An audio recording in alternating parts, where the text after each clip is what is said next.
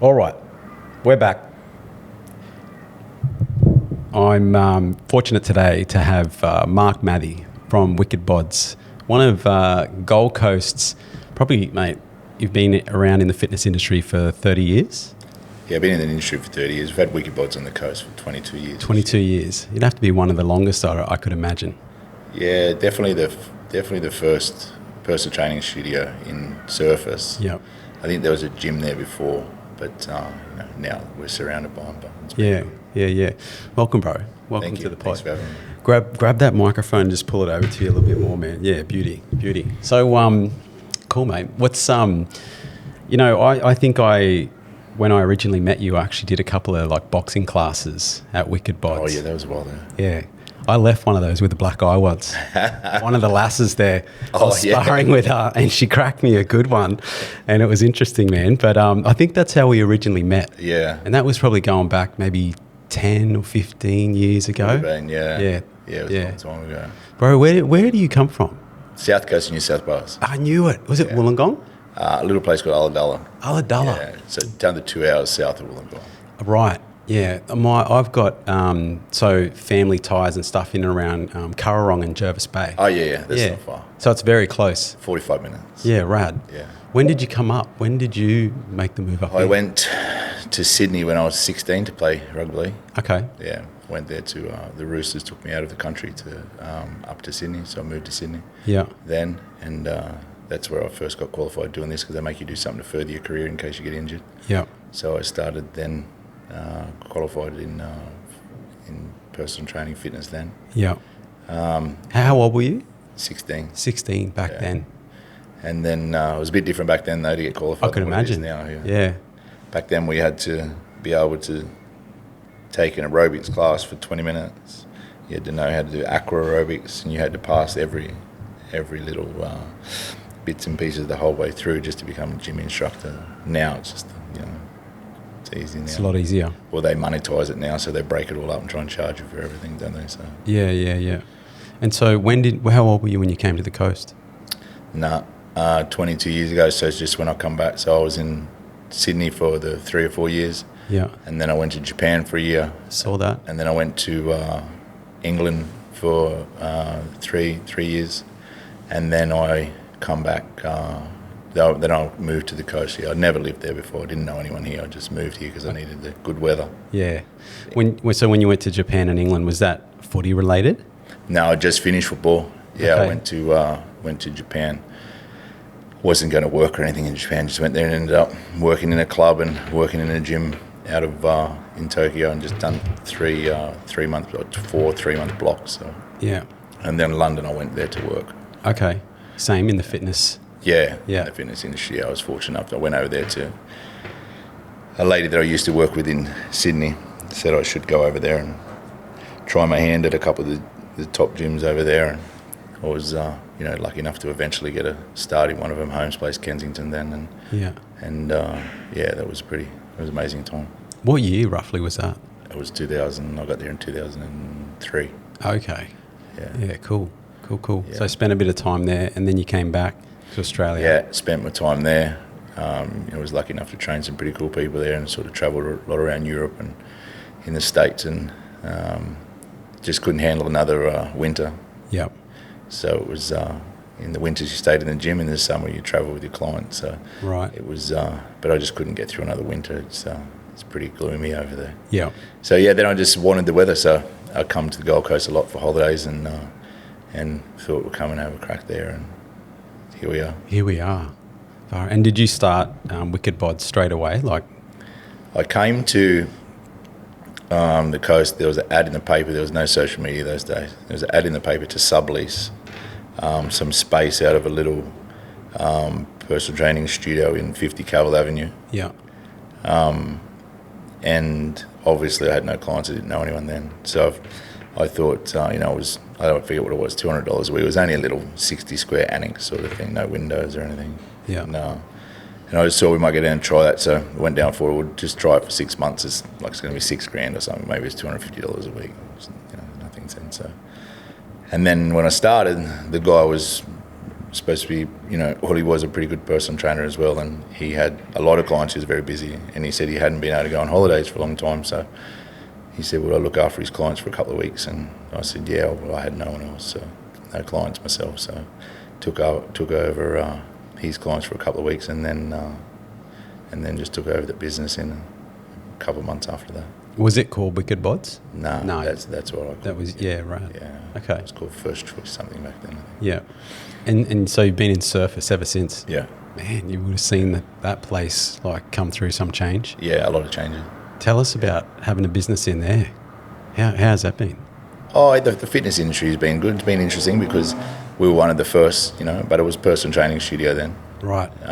For the first 3 or 4 years, and then we moved up into Chevron Renaissance. We were there for 9.5 years, but then we turned it into like more of a commercial gym, and then World Gym came, EMF came, Snap came, F45 came. So, but it was all good. Mm-hmm. Yeah, it's all good. I think in general though, like just the public, the people, like everyone goes to the gym now. I think maybe back in the day it was sort of like a thing you did, whereas now it's like, I feel like, well, especially on the Gold Coast, it's just part of everyone's routine. It's like going to a gym or some type of training or exercise. It's so much more prevalent now. Yeah, the group exercise is big now. And it has been for a little while, but group exercise is big.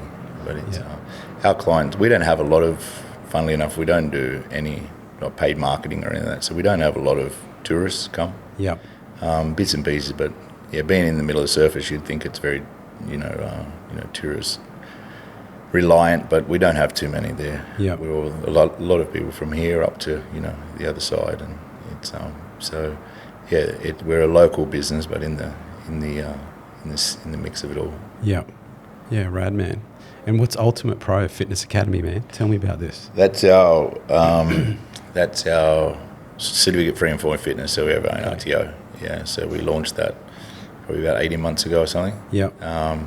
Around that time. So yeah, that's just jumped in the circus with the other million RTOs out there, but we're trying to do things a little bit different and trying to put a bit more care into it and try and produce decent trainers that are going to sustain in the industry more than anything. You got legacy, man. You got legacy and authenticity. Like you've been here doing this for a while now, and so it's good, life. Mate. So it's you're probably not going to get many academies that still have someone that is still working in the industry. Yeah. After 30 years and still running their own business, and so it sort of gives us a little bit of a leg up that we sort of know what we're doing, after this amount of time. So it's good for the people to see that they can come into the gym and actually see what happens and goes on, and they're speaking to someone that actually does know what they're talking about, and not just pay your fee and get your courses sent through to you. And it's if we can make it a little bit different. The fitness industry has given me everything in my life, so if I can give something back to the industry, and I think it's only the rate's about 4%, I think, or it might be under now, of personal trainers that actually finished their certificate 3 and 4 of fitness that last more than 12 months in the industry and never go back to never do it again. So I'd like to change that a little bit, but the industry's changing so much as well with social media and stuff now. So it's but it's sort of doing a little bit of a circle at the moment. So tell me about that. What do you mean? Well, we come before COVID, and people were saying that there'll be no personal training anymore. It'll all be online, and then COVID come, and everyone had to go online, and no one was allowed to get out of the house, and no one was doing their personal training or their group classes anymore. And as soon as that stopped, then the doors reopened. We've never ever been busier than what we were, and people just sort of realised that human interaction, and there was a hell of a lot more to it than just sending a couple of videos into your online trainer and trying to get some progress. And it's being hands-on, and it's I think it's so much more enjoyable, for the clients to be able to come in and see you and speak to you. And there's a lot more to it than just writing programs. So. Yeah. I've actually seen data on the rise in person events, activities, and activities, and it's like all of the AI and technology movement. There is like a bit of a revolt happening, and like even events, like I don't know if you follow Hormozy, but he's bringing everyone out to Vegas, and people are like going there paying so much money to just go in person for that experience. Yeah. And so you could liken that to, I guess, is what you're saying as well, right? Yeah, so the people come there, and everyone's got their own problems outside of it. Mental health's a big thing we work on in the gym, and it's just it's refreshing for people to be able to come and interact and or speak to us if they have any issues, but just to be around people, I think more than anything. Like it's I've got 4 clients that I've trained now for 21 years. So wow. I think they stop coming to me for any physical results after the probably the first 6 or 12 months. Then it becomes a necessity for them. So it's you just don't get that interaction online, and I think that's all about to change as well. The online training, because now we've got AI and what a phenomenal tool when it's used in the right hands. So you're for the probably not so educated people that have been getting away with writing programs and writing diets and charging a shitload of money and taking a few photos of themselves, and it's why would you pay those people anymore when you've got someone like AI to do it, and people ask me to do it now, and there's no point, there's no way in the world that I know as much as what AI knows, and I've been doing it for 30 years. So again, it's got to be used properly, but for your general diets and your general workout plans and things like that, why would you not use AI? Yeah, it's pretty good. Oh, it's phenomenal. Yeah, you're using collective data from professionals from around the world. Right. What can I offer when you're talking about generalizations? Different if it's athletes and specific goals and stuff like that. But in general, you want a diet plan written to lose X amount of kilos, and it's just an incredible tool. Yeah. What do most people come to you for? To me, personally. Yeah. I don't know, mate. I think it's a bit of everything. Everyone wants what everyone wants. They want to look good and they want to feel good. And I've been around a long time now. I'm an old dinosaur in there, so it's I'm a lot of referral based now. So I'm getting, it's different if they're an athlete or if they're coming back from injuries and things like that. So there's multiple things that they come for. But in general, people just want to know what they're doing, I think, and that's the best thing about personal training is people are signing up to these group classes and they don't really know what they're doing. They're just sort of chipping away, and it's very hard to control a group class with technique, and our gym's huge on techniques and things like that. So it's the personal stuff that people are missing, I think. And you touched on mental health. Talk to me about that and its relationship with fitness. Oh, mental health with fitness it's always good to escape. It's if you can go into a group class only for 45 minutes and you're struggling with your mental health at that time or just all the time, at least it's 45 minutes that you can sort of not have to worry about it. And I think the better people feel and the better people look, obviously it helps them mentally as well. You don't have to look like you're 18 when you're 40, but at least if you feel good and feel strong and feel like you're doing something for yourself, it sort of doesn't make that you make your mental health worse, that's for sure. We have physical health and we have mental health, and sometimes when I do talks in mental health at functions, I say to people, it doesn't matter how many people in there, if there's hundreds of people, I'll say put your hand up who looks after their physical health. And pretty much these days, as you mentioned before, a lot of people go to the gym and nearly the whole crowd will put their hand up. Okay.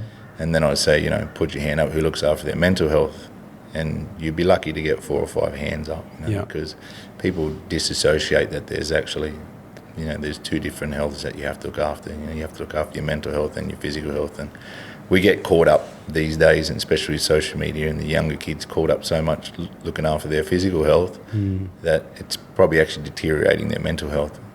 So it's it's important to try and align the two and make sure you're looking after both. What do you think is how do you recommend people do it? How do you think people should look after their mental health? Mental health is it's all about, you would have heard it all before, but it's really the only answer. It's just conversation. Okay. It's you got to talk, and you got to let people know how you're feeling, and if you're happy, you're happy. If you're not, you're not. If you're having problems, then you got to speak about it. Yeah. We bash our head against the wall trying to encourage people that they, it's. Someone spoke to me about it this morning. I was having a consult, I'll call it, with someone this morning, and they were saying, they were talking about, suicide and suicide prevention, and they were just talking about what I do, and I said it's a pretty easy job, work trying to help people in suicide prevention, because nearly every person that comes to you with a problem that's feeling like that, they'll probably be fixed straight away because they've just talked. Yeah. Yeah. It's you would never put a rating on how good someone that works into suicide prevention is, but they'll all probably get 5 stars, because if someone made the effort to come and speak to you, and then 9 out of 10 have maybe taken their own lives, it's probably gone down to 4 out of 10 just by one conversation. So that's the sad thing about suicide and mental health, is that these people just don't talk. So it sounds like it's too good to be true, but it's not. One conversation could go a long way into in preventing that. And so in your classes, do you sort of make any particular focus around around mental fitness or mental health, while you're training people? Is there sort of these little, I don't know, is there anything you do? And maybe it is just coaching or anything like that, but do you sort of go in on that at all? Not really. Well, obviously the personal training is completely different because you're on one-on-one. So yeah, they would open up to you. I could imagine when you're experienced in it, and our gym is no different than the other gyms. Our gym is culturally like a big family, and so I'll sort of know if one of my clients, whether it was we've got a couple hundred group members, and I'll know if someone's struggling or if someone's not, so I'll just go and pull them aside. And right. So the ability for them, I'll know if they're coming to the gym more, or if they're coming in the morning, then they're turning back up at night, and then they're out of patterns or something like that. So that's good because it's a safe place for them, and then they know that I work in that space and have for a long time, so they're quite happy to come and say, can I have a chat, or can you speak to my son or my brother or uncle, or things like that. So, but we don't necessarily speak about it all the time in our classes and stuff. But mindset's a big thing that we work on in the gym, and mental toughness and stuff like that. So I guess that's related with it, but not so much on the whole anti-suicide thing. Tell me about discipline, brother. I saw that in your notes that you sent to me. Just discipline in general, how important. People these days talk about motivation too much. Motivation without discipline, I say, is like a fantasy. So you always hear motivational quotes, and your influencers these days love getting on and motivating everyone, and it really means fuck all without discipline. Everyone wants something everyone wants to look big, and everyone wants to look skinny, and everyone wants to be healthy, and everyone wants to eat clean, but not many can do it. It's. You're definitely not going to get. You can get motivated with it today, start tomorrow, and 90% of the time they'll be finished by Wednesday. Achieving any goal, requires a lot of discipline. Discipline in whether you're a CEO of a company or a world champion. You haven't got there without discipline. It takes. You can't become a CEO or a world champion if you're just motivated. It doesn't mean anything. It's just an empty word without discipline. And you've trained an array of personalities and people and celebrities and athletes. Tell me the range. Is it everyone? You've trained a lot of people, obviously, in this time that you've been in the game. Give me so you've trained CEOs, you've trained athletes. Celebrities, yeah. 30 years in the territory I've covered. I've been fortunate enough to train a lot of different people, but again, in London, we work with Adam Clayton and bass player U2, and then we might work with the likes of Elle Macpherson, who's a model, and then you got the big bankers in London that are worth however how much money, and they all get treated the same. I treat them all the same. They all get treated the same if they're with me, but they've all got to where they've got to, whether they're a model or a magician or an athlete or a banker. They haven't got there without discipline. They've all got the same base has got them there. You don't just wake up and be the head of JP Morgan, or you don't wake up and be Elle McPherson, wake up and be Adam Clayton, one of the best. Maybe Elle McPherson will just wake up being her, but yeah, she was she was obviously, every champion is born with ability. Yeah. But then you got to do something with it, don't you? Mm. So it's they're all wired the same, really. If that makes any sense, they're all wired the same. Those top tier successful people, and they have to have a lot of good people around them to get there. But yeah, at some level, there's like an obsession with the activity. Like and they probably don't even sometimes see it as discipline, but it is like you see it all the time with successful or athletes. You get lost in it, and you just keep doing it and going and going and going, and that's discipline in itself, right? Like it's long term. Like how many people finish a accountancy degree and do it for 2 years and it's too hard, so they don't. Yeah. The CEO of JP Morgan, he probably thought that several times, but he just kept pushing through that and done the long days when everyone else gave up, and went on to the next level and completed that when no one else could. And then you've got athletes that are extremely gifted, and they're unbeatable from when they're 10 to they're 16, and then they've got to start lifting their game a little bit, and then they just fall away. Yeah. Some of the most talented, players that I ever played with, you never heard of them again because they didn't have the discipline. Yeah. So that's just, I'm sure, the magicians like we spoke about, like someone like Adam he probably got made to play the guitar or something, who knows, and he could have just gave it away when he was 16 or 17 or 15 as well. So they've all had that ability, and to, probably had the right people around them, and to, their parents to push them, and you got to create that discipline. It's probably one of the hardest things that people would do in their life, really, is create a solid discipline. It's something to be admired. Yeah.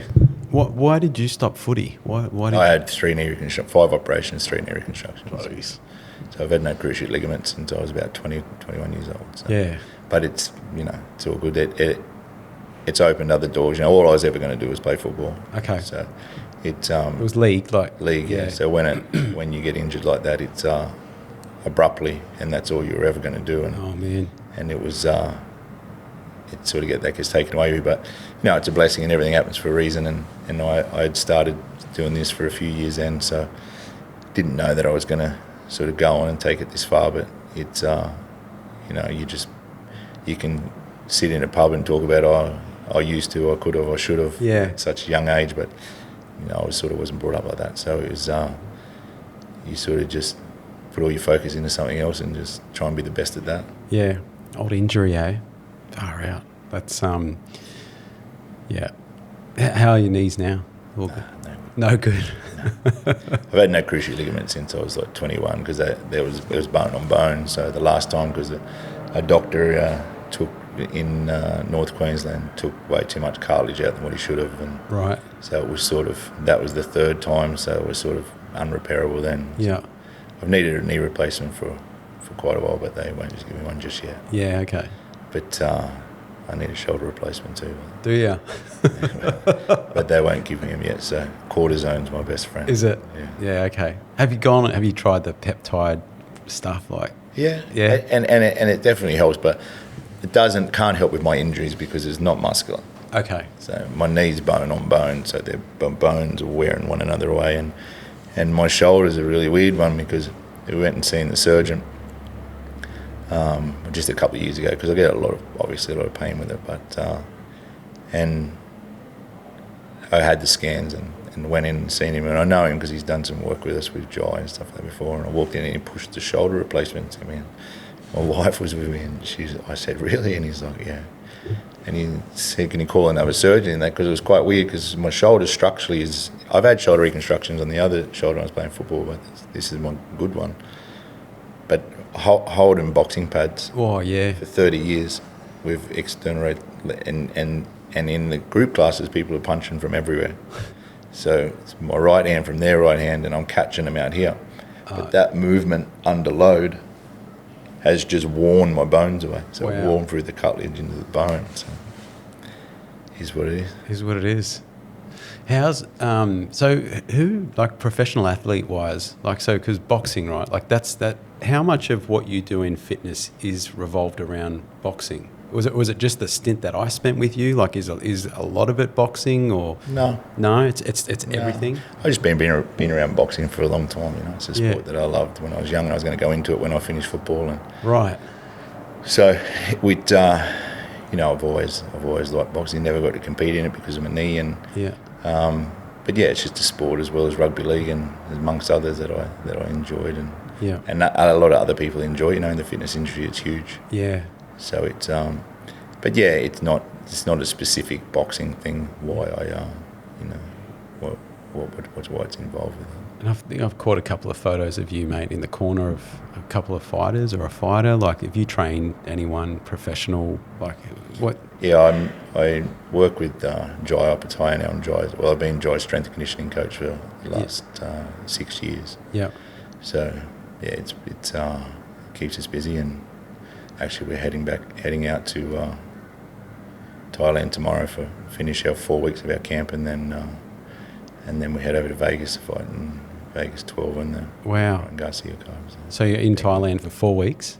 Yeah, 3 weeks I think, and then we'll go to Vegas for the last 2 weeks of fight camp. Okay. How's that? Is that cool? Yeah, it's been a good journey. Yeah. You know, it's been an interesting journey. You know, he's a terrific kid, and he's earned everything that he's got. You know, How old is he? 31. Okay. He's been doing it since he was 8. He's you know, him and his old man have been, you know, working with one another since he was 8 years old, and again, you talk about discipline. You know, I've never seen, you know, anyone with the discipline that he can have inside and outside of the ring. But it's been a great journey. But it's a little bit surreal still sometimes when, you know, we started with our first 2 fights fighting on little cards in little boxing cards in Brisbane, you know, in front of a couple of hundred people, and Yeah. and now he's you know, co-main eventing one of the biggest fights in, you know, boxing world this year. You know, Tyson Fury and Anthony Joshua will probably be the biggest if they make that work. But this one's a pretty big one, so to be co-main eventing that now from where we've come from, it hasn't just happened. It's been a lot of hurdles along the way, and a lot of injuries, but you know, it's all part of it. Can you talk about a professional fighter's fitness regime, like what you actually do to train them? Like, are you allowed to talk about that on here? Yeah. You give away too much? It's because I don't have anything to do with his technical stuff. That's his dad's stuff. The boxing stuff's his dad's stuff. That's not my area at all. But it doesn't matter. Some people say, "Oh, have you trained boxers before?" and just in conversation. But for me, it doesn't matter what sport it is. I just got to, like, I train tennis players and sailors, you know, like Olympic sailing and stuff like that. You got to get the sport, break it down, see what movements, what energy systems work. You know, endurance base, aerobics base. You got to just break the sport down, break the athlete down, because every athlete's the same. So they say, "Oh, can you write a program for a boxer?" You can generalize that, but when you're at a world level, it's got to be so much different than that. It's got to be completely tailored to him, and you've got to work with his strengths and try and improve the weaknesses that I try and pull out of just his, whether it be speed or something like that, the thing that I want to work on, or it could be his balance or core stability or our endurance over 12 rounds. And I'm a pretty harsh critic, so after every fight I definitely go back to the drawing board and see how I can improve in my part of it, because I'm just a little piece of his puzzle. But it's all individualised, it's all specific. You know, everything's specific. Then it doesn't matter what sport it is. You don't have to be nearly any type of expert in that sport. You just have to know how it works. Okay. So it's so there's many multiples of of a boxer. There's many multiples of tennis players, there's many multiples of soccer players, and then rugby players, and it's all different.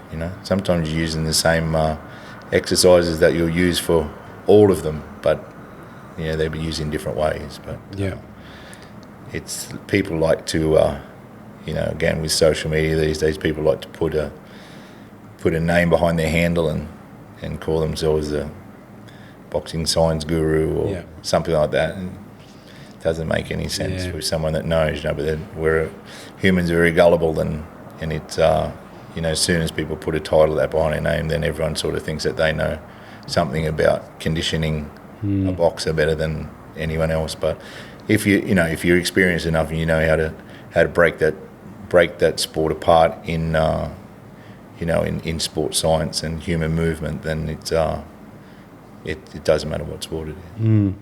It's interesting. Sports science, man. Like I played, my game when I was young was basketball, and I freaking loved that shit, man. Like even though I'm short, but I played every waking hour, and I played I grew up in Dubbo, New South Wales, right? And so I played for Dubbo, played for regional teams, played for all school and state teams, and just fucking lived and breathed it. But I look at now the access to information with sports science, and I'm just and even for young kids now, I'm just oh man, you got no idea. If you want to be great, you've got all the information now. Tell me about sports science and how you've seen that evolve. Well, technology, now I come from, back in the day, I look back on the way we used to have to. It's different now. You had to know your human anatomy, and you had to know, you had to know so much more before, because we didn't have access to. Now, if you wanted to, you could call yourself anything AI, like we were speaking about before, and they'll spit you out an 8-week program to train a professional boxer. Will that be okay for 95% of boxers? Yeah, of course, it's not going to affect anything. But you get into the top 5%, it can be detrimental, because there's no psychology behind the data, so you don't really know how your athlete ticks or what you're actually using that data for, whether it's relevant for that specific athlete. But in general, our technology is getting so better. It's all over now. The technology is that smart. It's talking to itself now. So if we've come this far in the last 15 years, imagine what it's going to be like in the next 15 years. Yeah. So, when you mentioned peptides and stuff that before, there's the way that's evolving so fast due to technology. And sports science is just the same. I'm obsessed with it, but you have to be really careful with it as well, because the data that's generalized is not always specific for one individual. So you got to make sure that you understand the psychology behind the data for it to be achievable, if you can be detrimental to your athletes as well. So but it's just come so far. It's just amazing what we used to think worked, and now it was think then, because we didn't have the ability to know. So 20 years ago, 15 years ago, really, we were still just guessing. Same as rugby league. I remember back when I was playing, we all done the same thing, whether we were front rowers or wingers, or everyone done the same thing. We'd do 20k runs or 10k runs, and then everyone would do the same amount of 100-metre sprints and 200-metre sprints, and whether you're 60-kilo winger or 110-kilo front rower, you're doing the same thing. Boxers, they go and run 10, 20Ks, but then they started bringing sports science in, and with the GPS trackers, and then they can you can sort of break every sport down and see how much they use power, how much they use endurance, how much they use explosive power, and break all those systems down. Now the rugby league players, every one of them does something different. Not even the centres do the same, or the wingers do the same.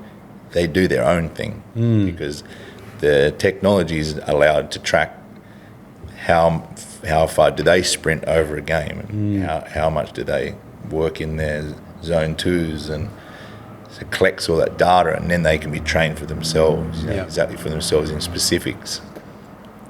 So the better the sports science is, obviously you've got to evolve, don't you? That's not saying that, we still do a lot of, old school stuff only for the reason because I know it works. Yeah. So just because, you see, these days something that looks cool on social media. Some influencers, they're the they're the worst at it because they try and reinvent an exercise that's been done for 20 years and make it look cooler, but it probably actually doesn't even do a good a job as what it done before. So it's the old way works, but like we used to, as I say to people, you got to evolve and you got to believe in technology and sports science. Like we used to, they used to send messages with pigeons or something back in the day, didn't they? And now we use mobile phones, and so they've come a long way since sending a message with the pigeons. A long way. You're still getting the same result. Yep. You're still getting the message across. So if you're not involving in sport with sports science, you're getting left behind. Yeah. Because it just plays so much of a part in it now to try and get those higher percentages of results. But you've got to also know how to use it, because sometimes some of the old ways are they need to be kept. Yeah, and something else I saw too, like rest. Like, talk to me about the importance of rest, because that's probably something that's coming through in sports science, right? Whereas before it was just like, no, just fucking push, train through it, keep going. And recovery's always been a big thing, but it's not so much about rest. It's what you're doing compared to what you need to rest. Like it's like an old. If you're training the same muscle group every day, then you need rest. Yeah. If you're doing chest on, this is just a broad example of where people get caught up too much in what are you resting, and that doesn't mean just because you trained you need to go and sleep for 2 days. Yeah. If you train your chest on Monday and you don't do it again till Thursday, then you can still go and train back, buys, legs, whatever you want to do on the other days, and you've just given your body 4 days rest. So it's about how smart you're training, and what you're doing with your training will also determine what type of rest that you need. Yeah. People generalize it too much now. You've got to get X amount of rest a night, and again, technology can throw you out a little bit as well. Like if you get trainers around the world now on social media that say if their athlete hasn't had. Well, I don't get caught up in that data, to be honest, because I think it can be more detrimental to an athlete than not. I love the data side of it, but I wouldn't want my athlete to be concentrating on exactly how much rest they're getting when and getting caught up in it. It's okay to know the data and track it, but what if your athlete, for some reason, has like if you're drilling that into your athlete, you have to get this rest per night, night. What if 2 nights before a world title, they have 2 really restless nights? Yeah. And you've trained them that unless they have that recovery on their little whoop every day, that they're not allowed to train. Yeah. The fuck you going to do? You have to got a world title fight or something like that, and you're like, oh, but fuck, I haven't had my green fucking ring hasn't closed or something. Like there's enough to worry about. Yeah. Than having them concentrating and freaking out on that because you've pushed them so hard to make it as if it's a be all and end all. Yeah.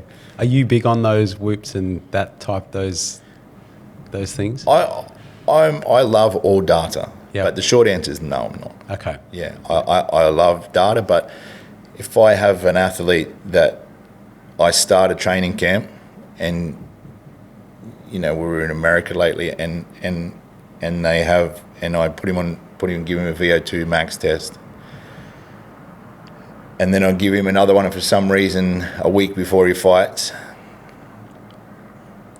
2 parts of it. A week before he fights, he has an off day or something, and then his results are not great. Fuck, what's it going to change? Yeah. Yeah. What's it going to change when he pulls his socks on or laces his gloves up? Yeah. if you can't control your athlete to know that they've got discipline to be trying 100% of what you're instructing them to do every day, it's all you can do. Doesn't matter what the data's showing you back.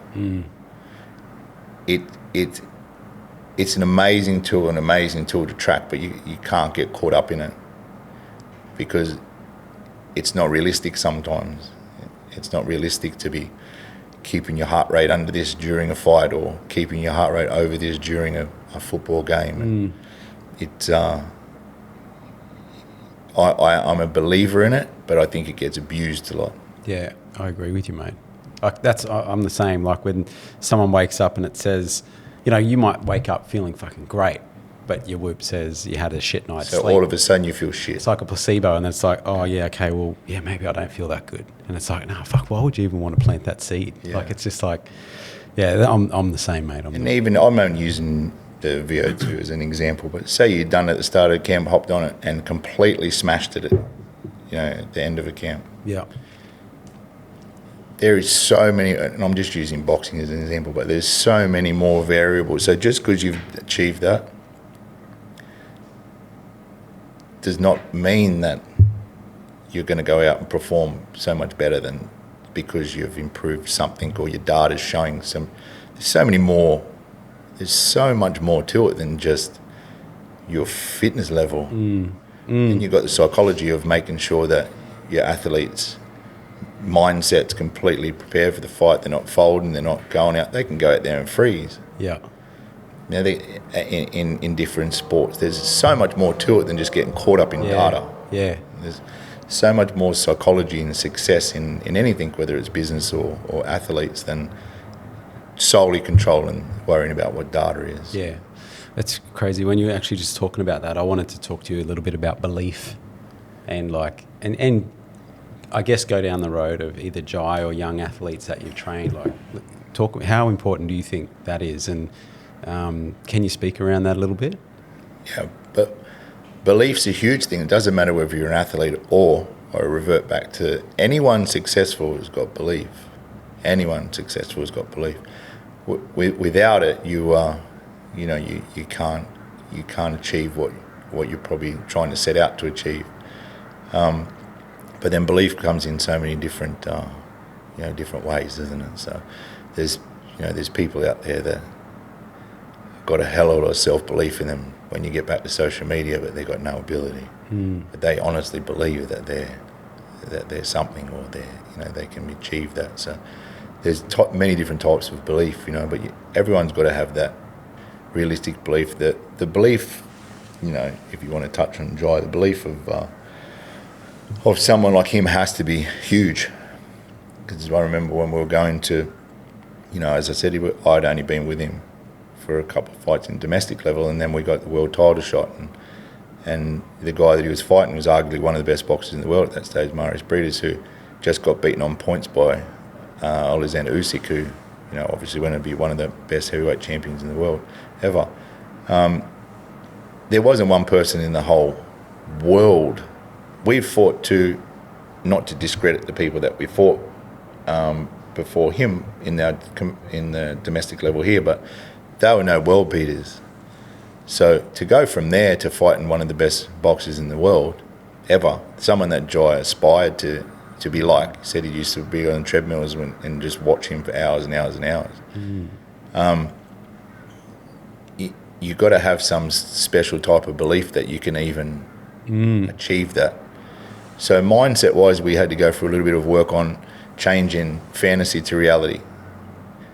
We used to speak about a little bit changing fantasy reality, because it's a fantasy to always want to fight for a world title, or I want to play against Nathan Cleary or some of that, when you're a little bit younger. And then all of a sudden, when it's put in front of you, you got to make sure that you can turn that into reality and actually know that, are you going out there to play football, or B, example, you're about to fight Marius Briedis. You can't be going out there in a hero frame of mind anymore. So you have to try and turn all that off and put it into realism and get back to reality, because it's happening, it's real, So the changing of fantasy to reality is, it's it's a big thing. And without self-belief, as I said, not one, other than his family and people that have been around him his whole boxing career, his dad, etc., would ever give him a hope in hell of even competing with Marius Breeders. He wouldn't?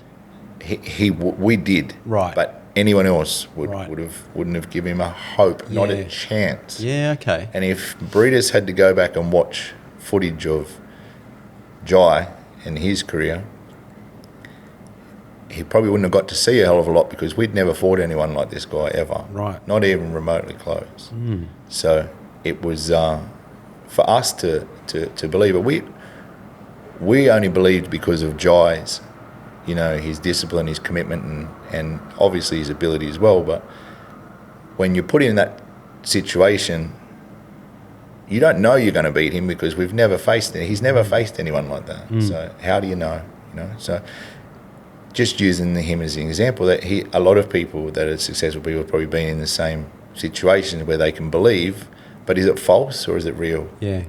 There's tips and types of belief. So yeah, I actually wanted to keep going in on this, because I think it's fascinating. This fantasy to being realistic. Like, how do you groom that, or how do you start to tailor that to yourself or someone? Do you think? Like, how did you prepare him? Because I get it, right? Like, you're watching this person your whole life, and you have aspirations. Same as other athletes that I've worked with. We'll just use Joy as an example, but it doesn't matter whether it's tennis, or trained tennis players that come up through the ranks and then started playing people that they looked up to, and or rugby league players, or many different types of sports. But it's always the same, and it's just there's no special formula for it. It's just a matter of sitting them down, saying, "Hey, listen, you do realise this is happening. It's not like it's not a fantasy anymore." Yeah. And it's a matter of just sitting down with them multiple times and sort of talking to them a lot without them really knowing what you're trying to do. Actually, a lot of mindset stuff, whether it's Joy or other people, you're doing it without them knowing that you're doing it. I'm obsessed with mindset, always have been. So it's without a strong mindset, you've got no ability to do anything. So, but then again, it can be your worst enemy, because there's so many people out there that think they're so much more competent than what they actually are. So, as a coach, you got to get it right. Yeah. You can't be a yes man and be telling your athlete or your clients that they're the best. They're unbeatable, because if they start thinking that, then they're just gonna they'll take their foot off the pedal and start. You can't make them believe that there's not hard work to be done, because you got to keep proving you're your best. We have a thing about earning everything. Nothing is deserved. Joel was the youngest Olympiad, 16.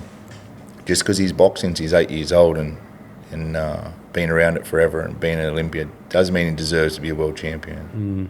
You got to earn the right to do that, And just because you studied at Bond University in law doesn't mean you deserve to own your own law firm one day. You got to fucking earn it, And there's work to be done and continuous to be able to reach those levels. So it's the mindset side of it is where anyone that succeeds or anyone that fails is, one's got it right, one's got it wrong. What do you believe about self-talk and affirmations?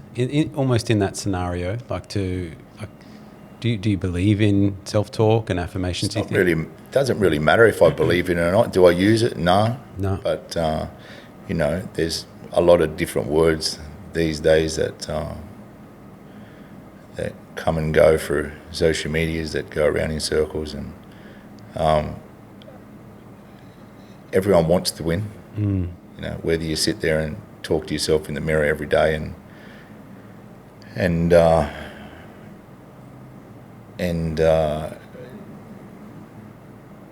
mindset's still got to be the same. Everyone wants to win. Whether you talk to yourself or not, or whether you do it quietly on your own, it's not going to change the outcome, in my opinion. As long as you've got that mindset right. With the balance, that's what you're saying, right? The mindset's got to be right. Do you think you're better than what you actually are? everyone wants to win, but have you done enough to win? We all want to win, but have we, we touched on it at the start when you spoke about discipline. Everyone wants to win at things, but have you had the discipline to be able to do the work to earn the right to win? Because that's the difference. Talking to yourself in the mirror is not going to change the outcome if you haven't done the work. It's you can manifest, is a popular word, comes and goes, and you can manifest what you want, but if you haven't done the work, it doesn't mean anything. The work has to be done. No one successful in the world at anything, whether it's sport or business, has not worked hard. The most successful people, the most wealthiest people I know right now still work as hard as what anyone else does. And the old saying, work harder, not smarter, and there's grounds for that. But not many people that are successful in a lot of things don't work hard. And the hard work is done behind closed doors that no one sees. That's where you become a champion. It's not what everyone sees and not what people post on social media, and that the successful people don't post that stuff. They don't need to share those moments that you're fighting injuries and you're not allowed to talk about it, and you don't want to talk about it anyway. But people that get an injury and start posting up on social media and stuff like that, they're looking for they're not looking for greatness, they're looking for attention. That hard-working CEOs and successful business people that I know, the amount of hard work that's done late at night when everyone's gone home, that's why they're the boss. That's why they're the boss of their fields, because they're doing the hard work and earning the right to get those results. It's so getting back to your answer, I'm not for it or against it. Do I think it's going to change the outcome? The outcome is going to be a change by the amount of work that you put in, not by what you talk to yourself in the mirror. Yeah, I'm even thinking about because for young lads that might be listening to this, some of them just wouldn't even fathom even thinking that they could be there. Do you know what I mean? They couldn't even believe it, wouldn't believe it ever. They just feel like it's too far away. So it's sort of I hear what you're saying, you're getting that balance right as a coach with hard work and discipline and the belief, but not too much belief, you know what I mean? There is that relationship there. It's a tough line, because you give someone too much belief, and then as soon as it goes pear-shaped, they can't handle that. They can't handle that either. Yeah. So if you get told that you're good enough at something that you haven't worked hard enough to get there yet, and then you fail, some of them never come back at anything, because they've been told by so many people that they're so good. When it's time to face some adversity because they got beaten, or they didn't do as well as they could, or they failed, or then their mindset's not nearly strong enough to even withstand that type of adversity, so they just break. Good word. How important do you think adversity is? Well, it's everything, and unfortunately, the world that we live in today, the kids have gotten, a lot of them are not allowed to get taught resilience, so how do you face adversity if you don't get taught resilience? You're getting taught that it's okay to just turn up and you don't have to win, and I'm all for not, making your kid think that they have to be the best and stuff like that, but you have to. My opinion is, it's the only way you build resilience. We've got, the kids don't have resilience now, they don't really have a lot of accountability. It's not the kids' fault, it's just the way the world's going. So if you haven't got a mindset to try and work hard to win, who's going to be CEOs of our companies or anything down the track? Because you're getting paid to turn up. That's all you're taught to do. You're getting a participation award to turn up. It doesn't matter if I'm going to go in a race and I don't have to try and win it, I just have to turn up, and then that's okay. And then you go to work and it's well, I don't really have to try and do well as long as I turn up. Everyone said that it's okay. So resilience in adversities, it's really difficult to face adversity if you haven't built that stillness in your mindset to, you know, to understand how to deal with it.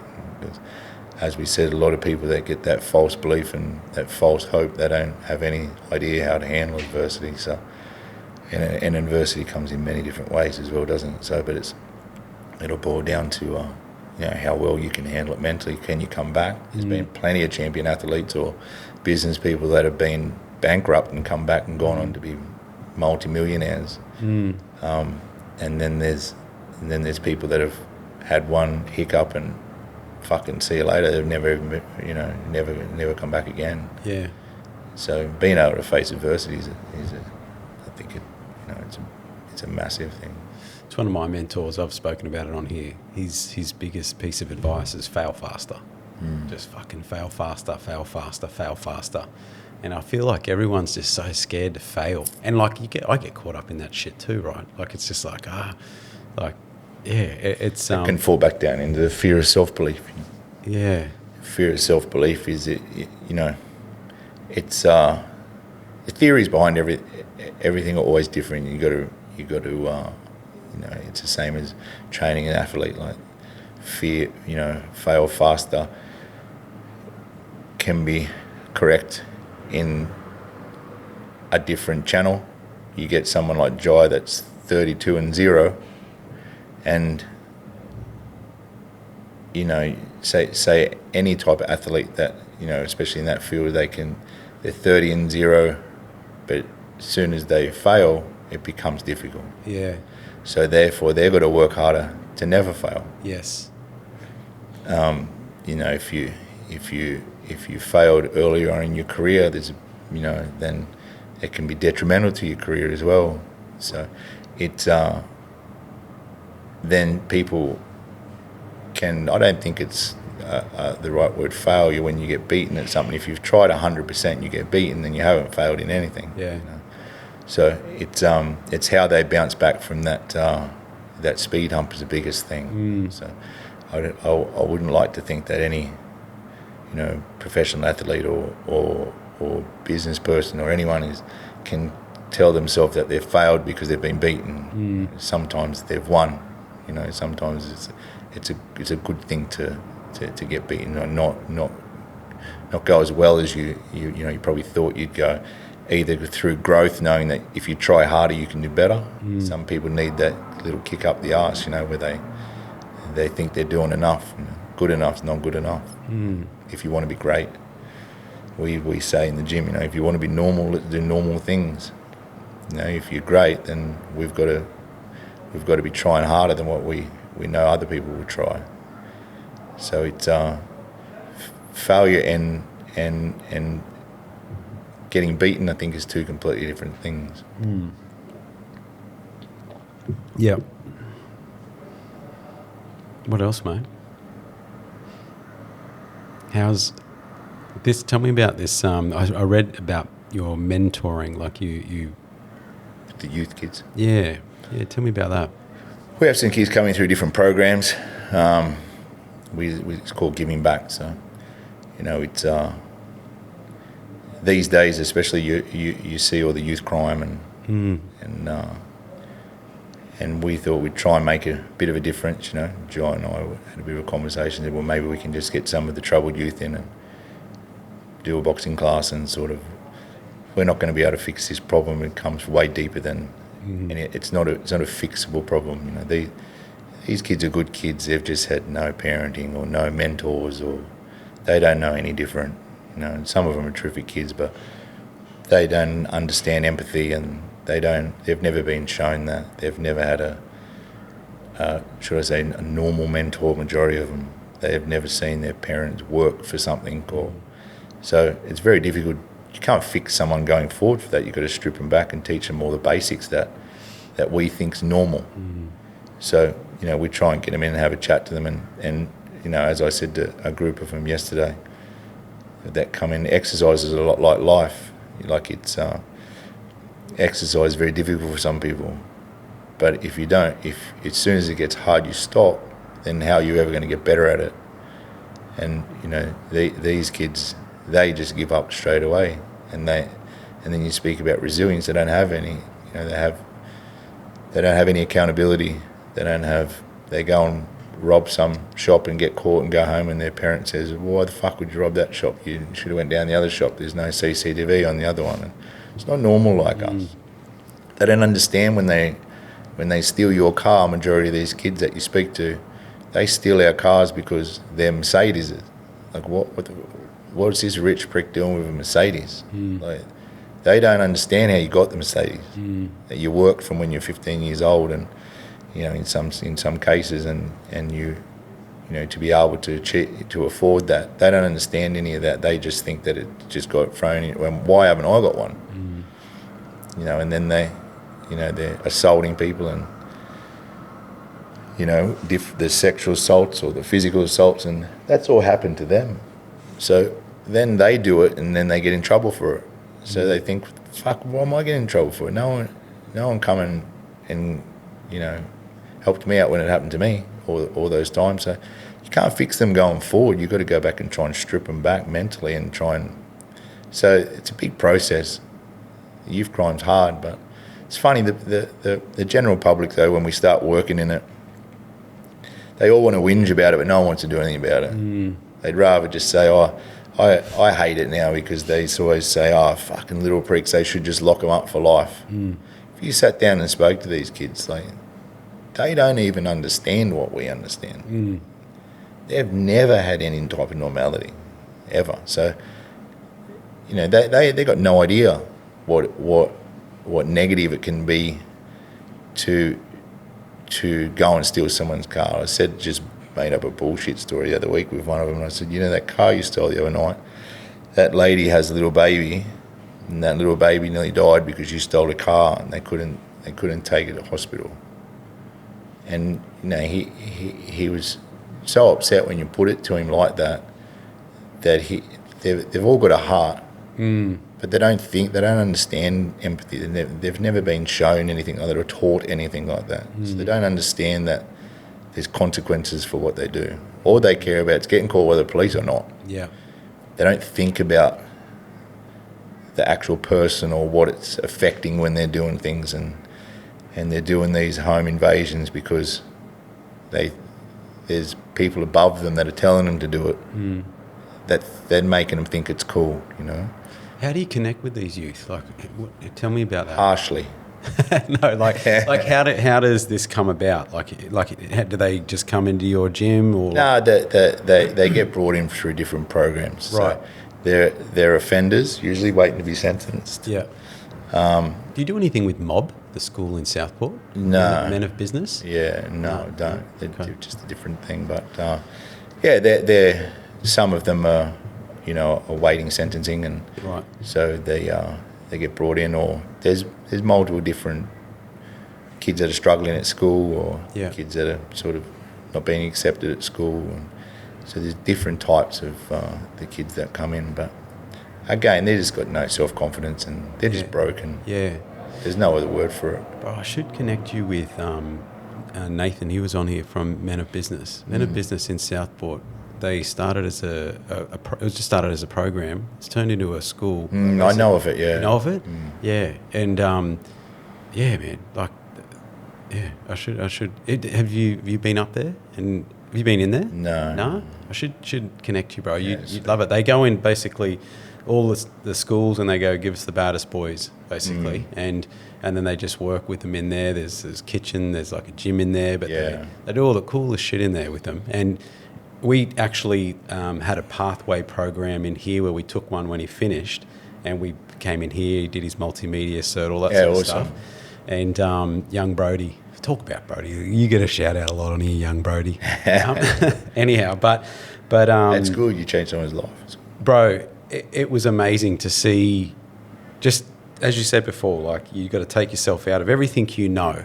You got to just remove all of that. Yeah. These young kids just haven't had that life. But it's different when we talk about it a little bit, because you give people understanding, a touch what I just said. But when you say it's not their fault, as soon as you say that to general public, fucking bullshit's their fault. No one's making them go. Yeah. They have no idea what's behind these kids. Yeah. Absolutely zero idea the psychology of these kids.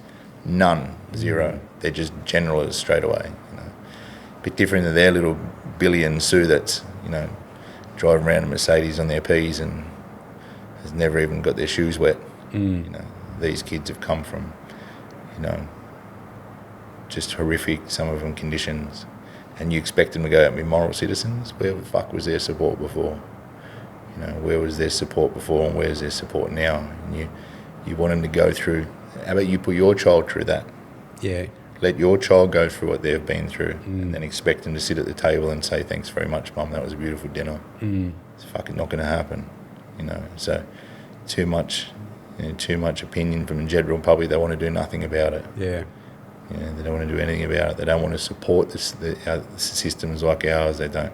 The government's the same. You know, they just want to whinge about it and talk about it and say they're doing everything about it. The police and that are not going to do anything about it. Yeah. Kids won't listen to the police. They don't care. Yeah.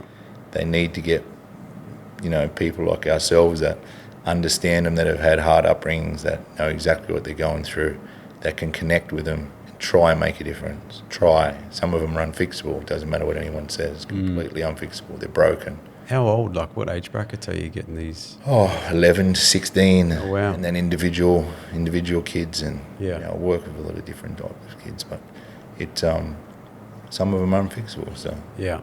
But that's not their fault. Yeah. But the system's not helping them either. Some of their goals are to go to maximum security because Uncle Paul's there. You know, that's like the normal kid wanting to finish Bond University and make his parents proud. Some of them are striving to get to maximum, not just jail. They got to get into maximum, you know, and be status. And then everyone at the family barbecue will be fucking so happy, you know. Like, oh, you silly bugger, you know. But did you see Paul to P, Sue, Tom, everyone else that's in there as well, you know. That's what these kids' goals are. You know, completely different to anyone else's. But unless they have some type of positive mentor, then they know absolutely no difference. And there's no belief. Yeah. They don't have any belief in themselves. They're not going to listen to us when we say, I don't sit there and say, you guys can do whatever you want, because that's given that bullshit belief, you know. Yeah. First thing you've got to do is try and believe that you can be better than what you are. You know, that's the biggest thing I try and tell them. You just got to try and be better today than what you were yesterday. You know, like it's all about choices with the kids. It's all I talk about is choices. You've got to make the right choice. Yeah. Take a knife out. Make the choice to take a knife out and be around your friends. You're probably going to use it. Don't take the knife out and you can't use it. Go out with Billy and Blake that are going to rob a place tonight. You're going to get in trouble. Choose not to go out with them. You're not going to get in trouble. Yeah. You know, so just try and help them make choices. And that's cool. I like that. That's sort of where I was going before with belief. But I like what you said there. Like, just be better than the yesterday. Like, same as athletes, same as business people, same thing. If you try harder today than what you did yesterday, then you can't be any worse, can you? You know, you can't be any worse. You've got to get better at whatever you're doing if you're trying harder each day or as hard. There's no such thing as 110%. You can only fill that glass of water up to the top. You can't keep filling it past it. So all you got to do is just try as hard as you can each day, and some days are going to be not as good as the other days, but as long as you're trying. But, you know, a lot of them, they don't understand that. Yeah. Awesome, brother. Is there anything else, man, you want to cover off? Any?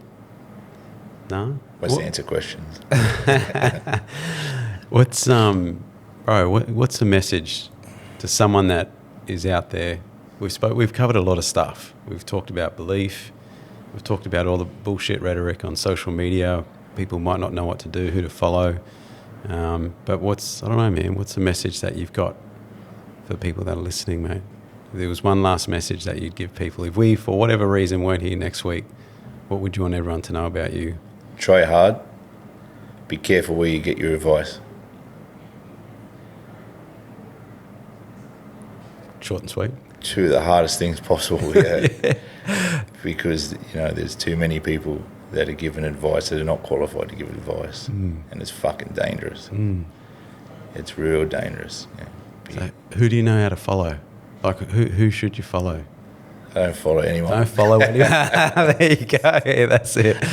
Yeah. And never have. And if you want to, you know, and touching on that, you know, when people often say to me, how have I ran, you know, my business in such a, you know, dog-eat-dog fitness world, is because you got to do what you believe in. Don't follow anyone else. You know, don't. Social media these days, it's just the copycat, jealous world. You know, it's a sad thing for the kids and a sad thing for adults. I've never seen adults, if you didn't have social media, you didn't really get jealous of anyone when you're an adult. Yeah. But now it's rife. You know, people believe everything they see on social media, and they actually get jealous about it. But 90% of the time, it's not true anyway. Yeah.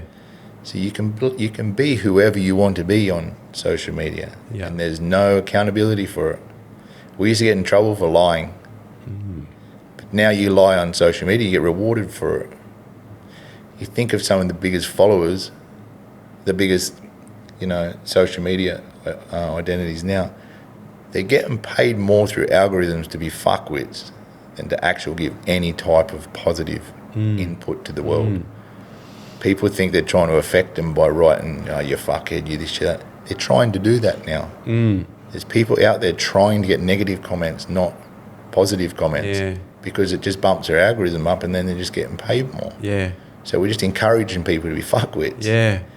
You know, so it's changed the world, you know, like but don't follow too many people and think that they're doing it the right way, you know. Try and find someone that's done it and can prove that they've done it, because I think everyone needs a mentor. I think it's the most important thing ever, is to have someone that's giving you advice that knows exactly what they're talking about and can prove they know what they're talking about. Because advice from the uneducated is possibly one of the most dangerous things in the world. I agree with you. Fucking A. Cool, brother. Yeah, man. Thanks for coming in, bro. No worries. That was mad. Yeah. Happy Friday. Yeah. I'll catch up with everyone. Thanks for tuning in. Thank you. All right. See you, gang.